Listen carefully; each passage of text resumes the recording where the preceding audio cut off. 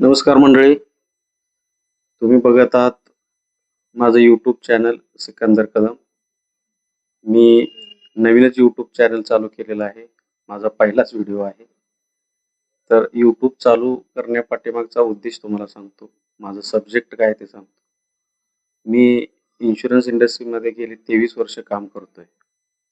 तर हे काम करत असताना मला काय जो अनुभव आला आहे, लोकांमध्ये अवेअरनेस इन्शुरन्सविषयी अतिशय कमी आहे भारतातल्या. मग तो लाईफ इन्शुरन्स असेल, हेल्थ इन्शुरन्स असेल.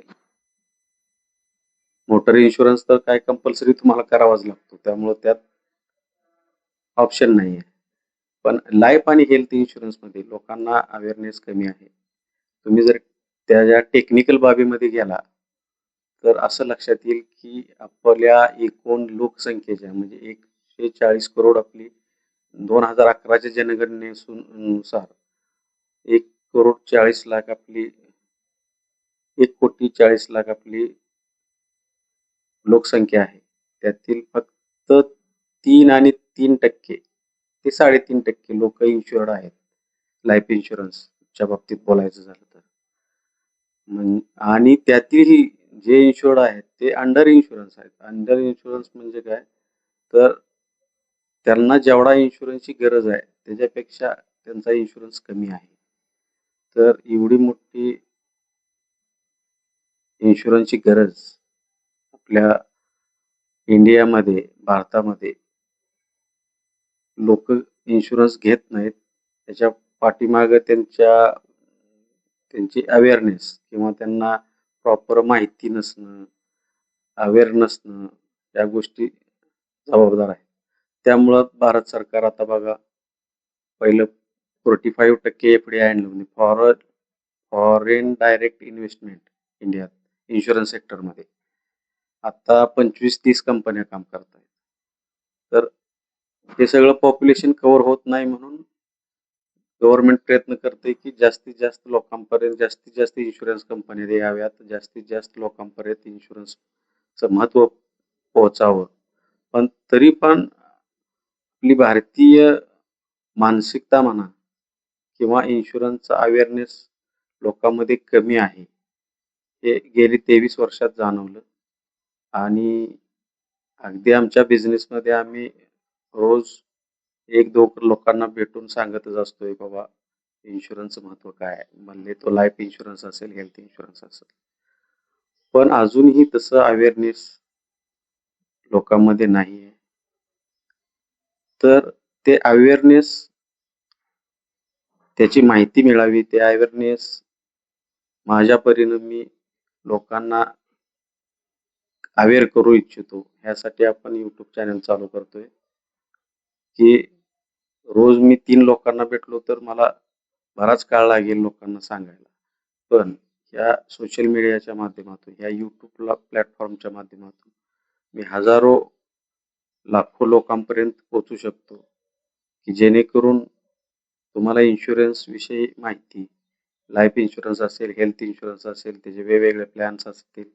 पुढं हा YouTube चॅनल चालतच राहणार आहे. प्रत्येक एपिसोडमध्ये आपण त्याच्या टेक्निकल बाबीविषयी बोलू किंवा IRDA गव्हर्नमेंटनं किंवा इन्शुरन्स कंपन्यांनी काही टेक्निकल बाबी किंवा काही टर्म्स अँड कंडिशन्स नवीन काय बाबी आल्या तर आपण त्याचं पण डिस्कशन करू.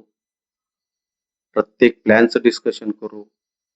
त्यांच्या टर्म्स कंडिशन त्यात ॲड ऑन काय आपण घेऊ शकतो, काय घेऊ नये, ह्याच्याविषयी टोटल जागरूकता आपण या चॅनलच्या माध्यमातून करणार आहे. नवनवीन काय या इंडस्ट्रीमध्ये आलं तर ते पण मी तुमच्यापर्यंत पोहोचवण्याचं काम करणार आहे. तर ह्या चॅनलचा उद्देश फक्त इन्शुरन्स अवेअरनेस लोकात वाढावा हा आहे आणि त्याच्यासाठी मी हा YouTube चॅनल चालू करतोय. ही झाली माझी प्रस्तावना, माझा उद्देश YouTube चॅनल चालू करण्याचा. आता पहिलाच विषय, पहिलाच व्हिडिओ आहे.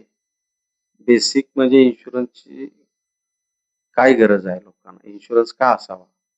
भले तो लाईफ इन्शुरन्स असेल, हेल्थ इन्शुरन्स असेल. एक लक्षात घ्या, आपण आपली जन्मतारीख सांगू शकतो, मृत्यूची तारीख कोणीही सांगू शकत नाही. मग आपण ह्या समाजात वावरत असताना प्रत्येकावर काहीतरी कौटुंबिक जबाबदारी राहते.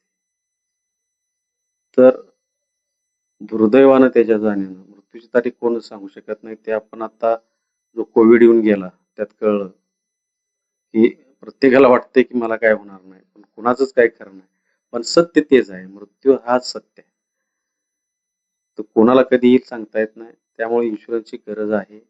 आपल्यावर आपण जीवनात वावरत असताना, आपण मोठमोठी ध्येय साध्य करत असताना, आपण आपल्या कुटुंबात मुला-मुलींना उच्च शिक्षित करतो.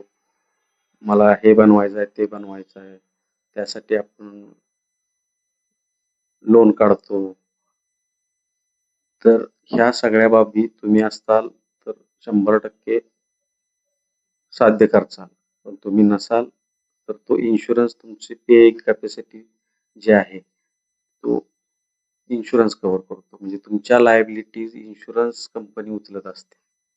जर तुम्ही ॲडेक्वेट इन्शुरन्स घेतला असेल तर. आता कुणी म्हणतंय की माझ्याकडे भरपूर प्रॉपर्टी आहे. मला काय इन्शुरन्सची गरज आहे.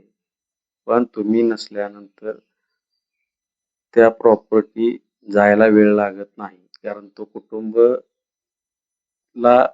सर्व्हाइव्ह करण्यासाठी तुमची जी कमवलेली प्रॉपर्टी आहे ती विकण्याची वेळ येते.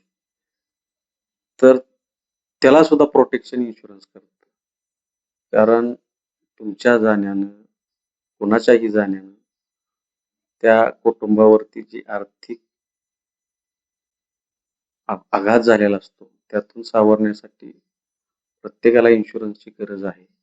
इन्शुरन्सची गरज माणूस म्हणजे त्याला कळतं पण वळत नाही असं आहे. कारण का? तर आपण मोबाईल नवीन खरेदी केला, त्याला लगेच स्क्रीन गार्ड घालतो. त्याला कव्हर चढवतो. कव्हर का घालतो? तर उद्या पडला खिशातून तर फुटू नये. हं. तर लोकांना कळतंय फक्त वळत नाही, असं मला म्हणावं लागेल. तर आपण ह्या YouTube चॅनलच्या माध्यमातून काय कुठं-कुठं लोकांची फसगत झालेली असते. पण मिसअंडरस्टँडिंग झालेलं असतं. ह्यामुळे लोकं इन्शुरन्सपासून लांब असतात. आता पाश्चिमात्य देशात बघायला गेलं आपण, तर आपण पाश्चिमात्य देशाचा कंपेअर करतो इतर बाबतीत. तर आपण इन्शुरन्सच्या बाबतीत पण त्यांच्याशी कंपेअर केलेलं चांगलं. तिथली जवळ-जवळ 60 ते 70% जनता ही इन्शुर्ड असते. त्यांना अवेअरनेस असतो. तसंच हेल्थ इन्शुरन्सच्या बाबतीत घ्या. आपला 10 किंवा 15 लाखाचा हेल्थ इन्शुरन्सचा विमा हा 20 ते 22,000 रुपये अंदाजे. आपण बाकी टेक्निकल बाबी पुढे बघणारच आहोत येतो. पण तुमच्या कुटुंबात जर 2 मुलं असतील आणि तुम्ही दोघं असताल, तर चौघांपैकी तुम्हाला 20-30 वर्ष कधीही दवाखान्यात भरती व्हावं लागणार नाही. कधीही तुम्हाला हॉस्पिटलची गरज लागणार नाही असं होणं अशक्य आहे. आणि ज्यावेळेला गरज लागेल त्यावेळेला तुमच्या सेव्हिंग सगळ्या खतम होतात. तुम्ही जो पैसा साठवलेला असतो, जे काही केलेलं असतं, अशी मोठमोठी बिलं येतात. आजकाल तुम्ही बघताय, की हॉस्पिटलची बिलही भयंकर वाढलेली आहेत. तर त्यासाठी आपण टोकन अमाउंट म्हणून 20-22,000 रुपये भरतो. मी म्हणतो 30 वर्षात तुम्हाला गरजच नाही पडली कधी हॉस्पिटलची. तर तुम्ही सरासरी विचार केला एक 20-30 वर्ष तुमचा प्रीमियम जातो. 30 वर्षात 20,000 जरी धरला तर एक 6 लाख रुपये तुमचे जातात. मग मी शेवटी असं म्हणेन की 6 लाख रुपये वाया गेले, तरी आपण 6 लाख रुपयेमध्ये टोटल चौघा जणांचं आरोग्य विकत घेतलं. वाईट काहीच नाही त्यात. दुसरी गोष्ट आपण जो इन्शुरन्सचा प्रीमियम भरतो त्याच्याबद्दल पण लोकांच्यात मिथ आहेत. मला तर काय होणार आहे? मी का भरू? मी माझ्या इन्शुरन्सवरती विश्वासच ठेवत नाहीये. पण दुसरी गोष्ट इकडे लक्षात घ्या. आपण कुठल्याही मंदिरात गेल्यानंतर दान देतो. ती पण आपण देवाला टोकन अमाउंटच देत असतो आणि काहीतरी मागत असतो. तुम्ही ₹20, ₹25, ₹100, ₹200 देता. लाखोच काहीतरी मागत असता.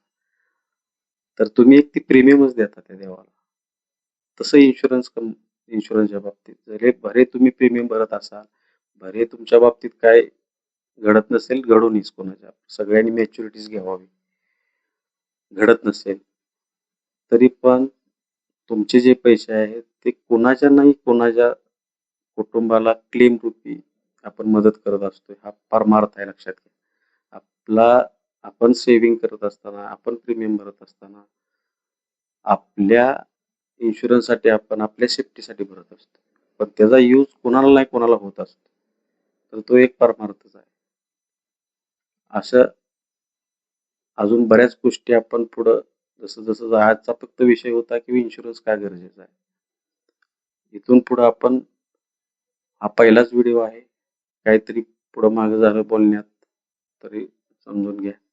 इथून पुढं आपण प्रत्येक प्लॅन, प्रत्येक इन्शुरन्सचा टाइप, तो हेल्थ इन्शुरन्स असेल, लाईफ इन्शुरन्स असेल, लाईफमध्ये परत युलिप असेल, युलिप म्हणजे काय असते, टर्म म्हणजे काय असते, कन्व्हेन्शनल मध्ये काय असते.